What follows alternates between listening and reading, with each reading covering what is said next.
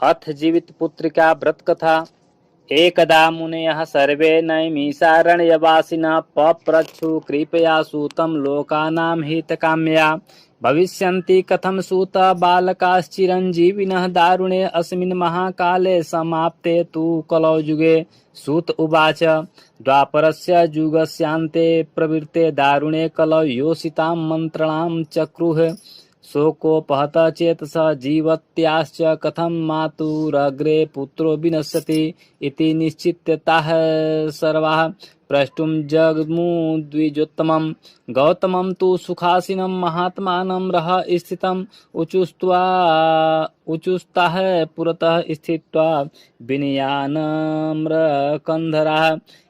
स्त्रिय ऊचुः प्राप्ते अस्मिन् दारुणे काले कथं जीवन्ति पुत्रका व्रतेन तपसा वा अपि निश्चित्य वद हे प्रभो इति तासां वचः श्रुत्वा कथयामास गौतमः शृण्वन्तु योषितः सर्वा मया पूर्वं यथा श्रुतम्।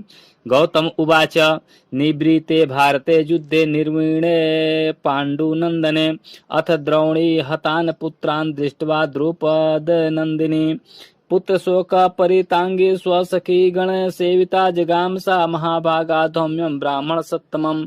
द्रौपद्युवाच केनोपायेन विप्रेन्द्र पुत्रास्युचिरञ्जीविनः कथयस्व यथा तथ्यं प्रसादाद् द्विजसत्तम। धौम्य उवाच आसीत् सत्ययुगे देवी सत्यवान सत्य साधनः। एक बार नैमिषारण्य के निवासी ऋषियों ने संसार के कल्याणार्थ यानी संसार के कल्याण के लिए सूत जी से पूछा, हे सूत, कराल कली काल में लोगों के बालक किस तरह दीर्घायु होंगे, सो कहिए। सूत जी बोले, जब द्वापर का अंत और कलयुग का आरंभ था उसी समय बहुत सी शोकाकुल स्त्रियों ने यानी शोक से व्याकुल स्त्रियों ने आपस में सलाह की कि क्या इस कली में माता के जीवित रहते पुत्र मर जाएंगे।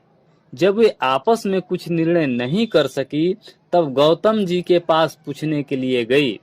जब उसके पास पहुंची तो उस समय गौतम जी आनंद के साथ बैठे थे। उसके सामने जाकर उन्होंने मस्तक झुकाकर प्रणाम किया।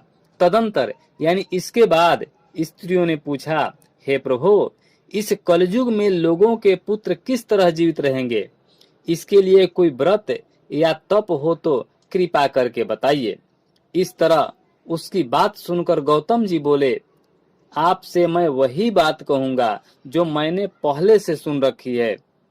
गौतम जी ने कहा, जब महाभारत युद्ध का अंत हो गया और द्रोण पुत्र अश्वत्थामा के द्वारा अपने बेटों को मरा देखकर सब पांडव बड़े दुखी हुए तो पुत्र के शोक से व्याकुल होकर द्रौपदी अपनी सखियों के साथ ब्राह्मण श्रेष्ठ धौम्य के पास गई और उसने धौम्य से कहा, हे विप्रेंद्र, कौन सा उपाय करने से बच्चे दीर्घायु हो सकते हैं यानी अधिक दिन तक जी सकते हैं, कृपा करके ठीक ठीक कहिए।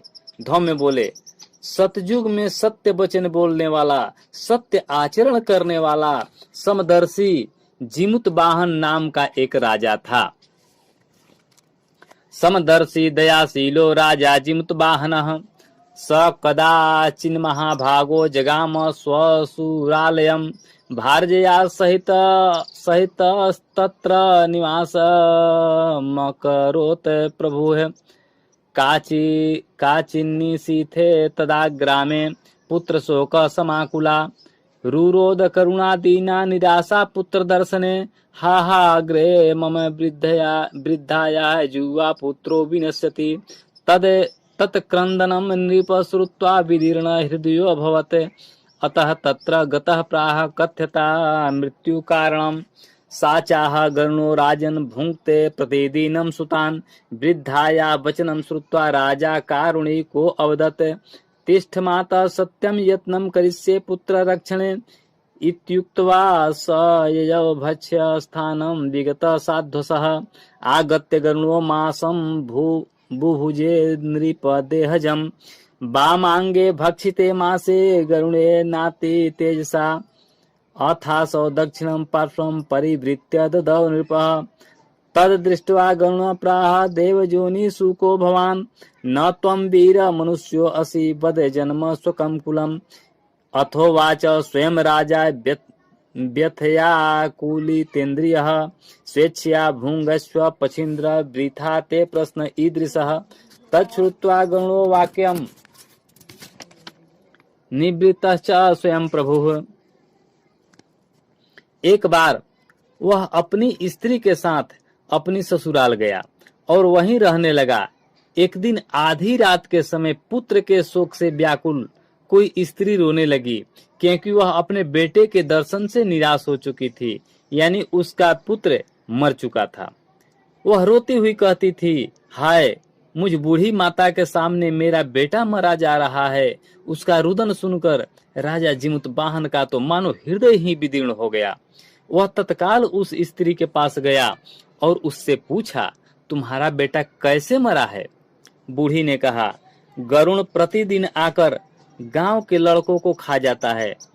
इस पर दयालु राजा ने कहा, माता, अब तुम रो मत, आनंद से बैठो, मैं तुम्हारे बच्चे को बचाने का यत्न करता हूँ।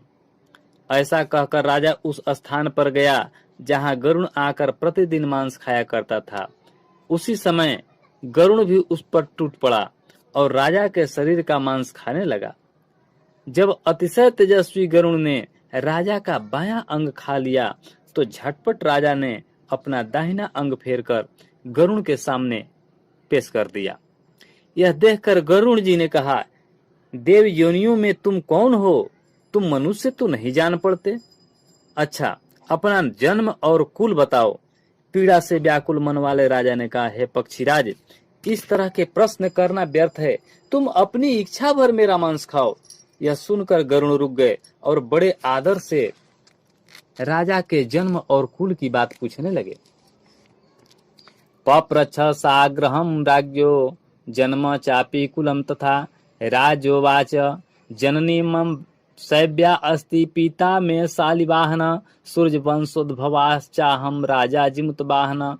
दृष्ट्वा दयालुतां राज्यो गरुणः प्राह सत्वरं, वरं ब्रूहि महाभाग यते मनसि रोचते। राजोवाच, ददासि चेद वरं मह्यं पतगेन्द्र वृणोमि ते। ये चात्र भक्षिताः पूर्वं ते जीवन्तु जनाः खलु। पुनर्नैव जना भक्ष्या प्रार्थनेयं मम प्रभो। चिरं जाता हि जीवन्तु तद्विधेयं त्वया सदा। धौम्य उवाच, सानदन्तु वरं दत्त्वा पछीन्द्रो गरुणः स्वयं। सुधार्थ नृपकामो असौ विवेश वसुधातले। ततो अमृतं समानीय सुवर्ष खगेश्वरः। मृतकानां शरीरेषु चा अस्थिराशिषु सर्वतः। ततस्तते जीविता सर्वे भक्षिता ये पुरा नराः। गरुणस्य प्रसादेन राज्ञो वैकृप्या ततः। राज्ञश्च द्विगुणं तत्र सुशुभे वपुरुत्तमं। दृष्ट्वा दयालुतां राज्ञो बभासे गरुडः पुनः। अपरं च वरं दास्ये लोकानां हितकाम्या अश्विने बहुले पक्षे। तीर्थश्चाद्याष्टमी शुभाः। सप्तमी रहिता चा अद्य प्रजानां जीवितो असि त्वम्। अतो अयं वार्षरो वत्स ब्रह्मभावं गमिष्यति। दुर्गाया मूर्तिभेदेन ख्याता त्रैलोक्य पूजिता। अमृता हरणे वत्स अस्मृता सा जीवित पुत्रिकाः। राजा के जन्म और कुल की बात पूछने लगे। राजा ने कहा, मेरी माता का नाम है शैव्या और मेरे पिता का नाम शालिवाहन है। सूर्य वंश में मेरा जन्म हुआ है और जिमुतवाहन मेरा नाम है। राजा की दयालुता देखकर गरुण ने कहा, हे महाभाग, तुम्हारे मन में जो अभिलाषा हो वह वर मांगो। राजा ने कहा, हे पक्षीराज, यदि आप मुझे वर दे रहे हैं तो वर दीजिए कि आपने अब तक जिन प्राणियों को खाया है वे सब जीवित हो जाएं। हे स्वामिन, अब से आप यहाँ बालकों को न खाएं और कोई ऐसा उपाय करें कि जहाँ जो उत्पन्न हो वे लोग बहुत दिनों तक जीवित रहें। धौम्य ने कहा कि पक्षीराज गरुण राजा को वरदान देकर स्वयं अमृत लाने के लिए नागलोक चले। वहां से अमृत लाकर उन्होंने उन मरे मनुष्यों की हड्डियों पर बरसाया। ऐसा करने से सब लोग जीवित हो गए जिनको कि पहले गरुण ने खाया था। राजा के त्याग और गरुण की कृपा से वहां वालों का बहुत कष्ट दूर हो गया। उस समय राजा के शरीर की शोभा दूनी हो गई थी। राजा की दयालुता देखकर गरुण ने फिर कहा, मैं संसार के कल्याणार्थ यानी संसार के कल्याण के लिए एक और वरदान दूंगा। आज आश्विन कृष्ण सप्तमी से रहित शुभ अष्टमी तिथि है। आज ही तुमने यहाँ की प्रजा को जीवन दान दिया है। हे वत्स, अब से यह दिन ब्रह्म भाव हो गया है। जो मूर्ति भेद से विविध नामों से विख्यात है, वही त्रैलोक्य से पूजित दुर्गा अमृत प्राप्त करने के अर्थ में जीवित पुत्रिका कहलाई है। अमृतासा जीवित पुत्रिका सतिथौ पूजयिष्यन्ति या स्त्रियो जीवत पुत्रिकाम त्वं च दर्भमयं कृत्वा श्रद्धा भक्ति समन्विता तासां सौभाग्य वृद्धिश्च वंश वृद्धिश्च शाश्वतं भविष्यति महाभाग न अत्र कार्या विचारणाः। उपोष्य च अष्टमी राजन् सप्तमी रहिता शिवा यस्यामुदयते भानु पारणं नवमी दिने विसर्जनीया प्रयत्नेन सप्तमी सहिताष्टमी अन्यथा फलहानि स्यात् सौभाग्यं न सति ध्रुवम्। एवं दत्त्वा वरं तस्मै ययौ हरिपुरं खगः राजा अपि भार्या सार्धं स्वपुरं वै जगाम सः। इति ते कथितं देवी व्रत में तत् सुदुर्लभम् यद्व्रतस्य प्रभावेण पुत्राः स्युश्चिरञ्जीविनः। व्रतं कुरुष्व त्वं देवी पूजयस्व गिरीन्द्रजां पूर्वोक्तेन विधानेन तथा फलमवाप्स्यसि। मुनेस्तद्वचनं श्रुत्वा पाञ्चाली जाता कौतुका पुराङ्गनां समाहूय चकार व्रतमुत्तमम्। गौतम उवाच श्रुत्वा व्रत प्रभावञ्च चिल्ली काश्चिच्छिवा सखीं कथयामास तत्सर्वं तया च स्वीकृतं व्रतम्। वृक्षशाखां समारोह्य व्रतपरा चिल्ली सती तत्कोटरे स्थिता तत्र शिवा व्रतपरायणः। कुतश्चित् खलु सा चिल्ली कथां श्रुत्वा द्विजोत्तमात्। त्रैलोक्य से पूजित दुर्गा अमृत प्राप्त करने के अर्थ में जीवित पुत्रिका कहलाई है। सो इस तिथि को जो स्त्रियां उस जीवित पुत्रिका की और कुश की आकृति बनाकर तुम्हारी पूजा करेंगी तो दिनों दिन उसका सौभाग्य बढ़ेगा और वंश की भी बढ़ती होती रहेगी। हे महाभाग, इस विषय में विचार करने की भी आवश्यकता नहीं है। हे राजन, सप्तमी से रहित और उदया तिथि की अष्टमी को व्रत करें, यानी सप्तमी विद्ध अष्टमी जिस दिन हो, यानी सप्तमी न हो केवल शुद्ध अष्टमी हो, उस दिन व्रत करें। सप्तमी विद्ध अष्टमी जिस दिन हो उस दिन व्रत न कर शुद्ध अष्टमी को व्रत करें और नवमी में पारण करें। यदि इस पर ध्यान न दिया गया तो फल नष्ट हो जाएगा ही और सौभाग्य तो अवश्य नष्ट हो जाएगा। जीमूत वाहन को इस तरह का वरदान देकर गरुण वैकुंठ धाम को चले गए और राजा भी अपनी पत्नी के साथ अपने नगर को वापस चले आए। धौम्य द्रौपदी से कहते हैं, हे देवी, मैंने यह अतिशय दुर्लभ व्रत तुमको बताया है। इस व्रत को करने से बच्चे दीर्घायु होते हैं। हे देवी, तुम भी पूर्वोक्त विधि से यह व्रत और दुर्गा जी का पूजन करो तो तुम्हें अभिलषित फल प्राप्त होगा। मुनिराज धौम्य की बात सुनकर द्रौपदी के हृदय में एक प्रकार का कौतूहल उत्पन्न हुआ और पूर्वासिनी स्त्रियों को बुलाकर उनके साथ यह उत्तम व्रत किया। गौतम ने कहा, यह व्रत और इसके प्रभाव को किसी एक चील्ही ने सुन लिया और अपनी सखी सियारिन को बतलाया। इसके बाद पीपल की वृक्ष की शाखा पर बैठकर उस चील्ही ने उस वृक्ष के खोते में बैठकर सियारिन ने भी व्रत किया। फिर वही चील्ही किसी उत्तम ब्राह्मण के मुख से यह कथा सुन आई और पीपल के खोते में बैठी हुई अपनी सखी को सुनाया।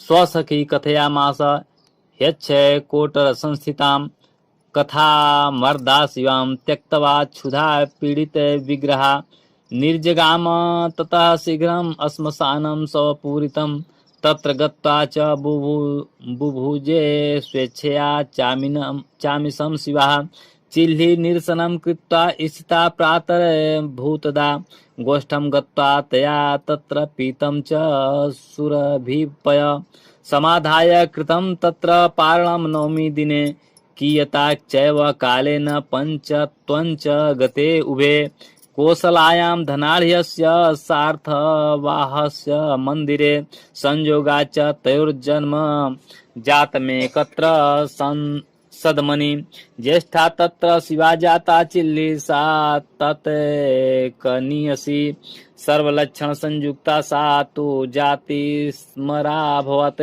अग्रजा काशीराजेन कनिष्ठा तस्य मंत्रिणा विवाहिता विधानेन गार्हपत्याग्निसन्निधौ पूर्वजन्म विपाकेन राजपत्नी मृगेक्षणाः यं यं सूतं प्रसूते सा स याति यमालयम् जाति स्मरा मंत्री पत्नी पुत्रा नष्टो महात्मनः सुसुवे वसुमातेव वसु नष्टो यथा किल तान् दृष्ट्वा भगिनी प्राह राजपत्नी नृपागते ईर्ष्याजोवाच भो नाथ कुरुस्व वचनं मम पथे येन गता पुत्रा मदीयास्तेन योजय भगिन्यश्चापि वै पुत्रान् मां चेञ्जीवितुमिच्छसि तच्छ्रुत्वा तद्वनं राजा बहुधा विदधत्तदा। अपनी सखी को सुनाया। सियारिन ने आधी कथा सुनी थी कि उसे भूख लग गई और वह उसी समय 100 से भरे श्मशान में पहुंची। वहां उसने इच्छा भर मांस का भोजन किया और चिल्ली बिना कुछ खाए पिए रह गई और सवेरा हो गया। सवेरे वह गौशाले में गई और वहां गौ का दूध पिया। इस तरह नवमी को उसने पारण किया। कुछ दिनों बाद वे दोनों मर गई और अयोध्या में किसी धनी व्यापारी के घर जन्मी। संयोग से उन दोनों का जन्म एक ही घर में हुआ, जिसमें सियारिन ज्येष्ठ हुई और चिल्ली छोटी। वे दोनों सभी शुभ लक्षणों से युक्त थी, इसलिए बड़ी लड़की काशीराज के और छोटी उनके मंत्री के साथ ग्राहपत्य अग्नि के सामने विधि पूर्वक ब्याही गई। पूर्व जन्म के कर्म फल से वह मृगनयनी रानी हुई। जिस किसी भी संतान को उत्पन्न करती वह मर जाती थी, और पूर्व जन्म की बातों को स्मरण करने वाली मंत्री की पत्नी ने 8 वसुओं के सदृश 8 वसुओं के समान तेजस्वी 8 बेटे उत्पन्न किए और सभी जीवित रहे।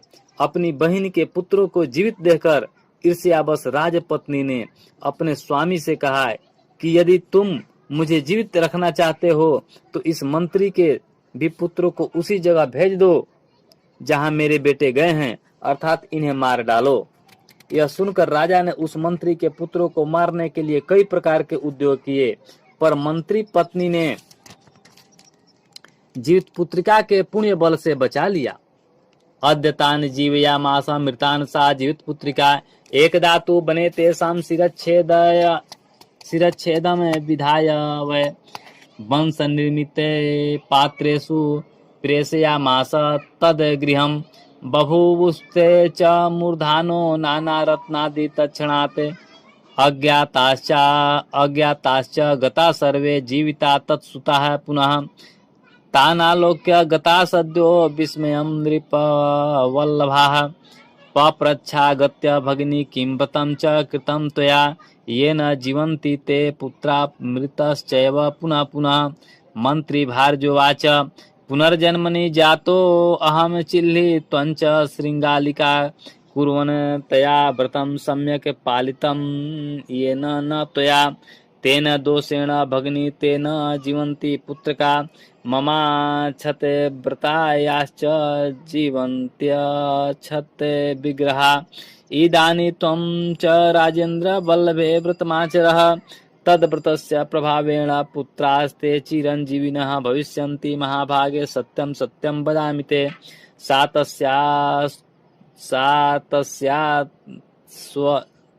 तस्यास्तद्वचः श्रुत्वा चकार व्रतमुत्तमम्। जीवपुत्रं तदारम्य तस्या पुत्रा सुशोभनः पृथिव्यां बहुशो जातः क्षितिपाश्चिरञ्जीविनः। सूत उवाच दिव्यं व्रतं मया ख्यातं सर्वसौभाग्यवर्धनं कुर्वन्तु विधिवन्नर्या पुत्राणां जीवितेच्छयाः। जीवित पुत्रिका के पुण्य बल से बचा लिया। एक दिन राजा ने अपने आदमियों से उन पुत्रों का सिर कटवाकर पिटारी में रखवाया और वह पिटारी उनकी माता यानी मंत्री पत्नी के पास भेज दिया। किंतु वे आठों सिर बेशकीमती जवाहरात हो गए और भले चंगे वे 8 लड़के अपनी माता के पास वापस चले गए। उनको जीवित देखकर राजपत्नी को बड़ा विस्मय हुआ। अंत में वह मंत्री की पत्नी के पास आई और उसने पूछा, बहन तुमने कौन सा ऐसा पुण्य किया है जिससे बार बार मारे जाने पर भी तुम्हारे बेटे नहीं मरते। इस पर मंत्री की पत्नी ने कहा, पूर्व जन्म में मैं चिल्ही थी और तुम सियारे, दोनों ने व्रत किया था। तुमने व्रत के नियमों का भली भांति पालन नहीं किया था, मैंने किया था। इसी दोष से हे बहिन तुम्हारे बेटे नहीं जीते हैं। ओ राजरानी, अब भी तुम उस जीवित पुत्री का व्रत को करो तो तुम्हारे बेटे दीर्घायु होंगे। मैं तुमसे सच सच कह रही हूँ। उसके कथनानुसार रानी ने व्रत किया, तभी से उनके कई बेटे सुंदर और दीर्घायु होकर बड़े बड़े राजा हुए। सूत जी कहते हैं कि सब प्रकार का आनंद देने वाला मैंने यह दिव्य व्रत बतलाया। स्त्रियां चिरंजीवी संतान चाहती हो तो विधि पूर्वक यह व्रत करे।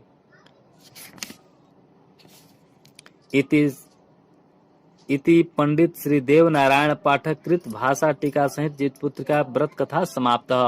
प्रेम से बोले जीवत वाहन भगवान की।